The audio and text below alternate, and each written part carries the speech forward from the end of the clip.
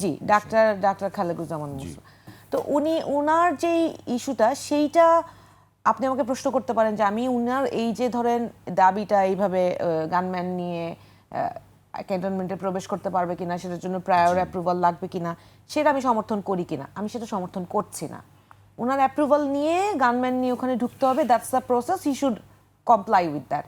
But concern হচ্ছে এই পোস্টটা, এইটা নিয়ে একটা ফেসবুক পোস্ট আসলো, পুরো লাইভ ভিডিও না, একটা রেকর্ডেড ভিডিও যেটা বডি ক্যাম দিয়ে ভিডিওটা করা হয়েছে এবং সাংবাদিক জুলকারনাইন সাইদ এই ভিডিওটা প্রকাশ করেছে।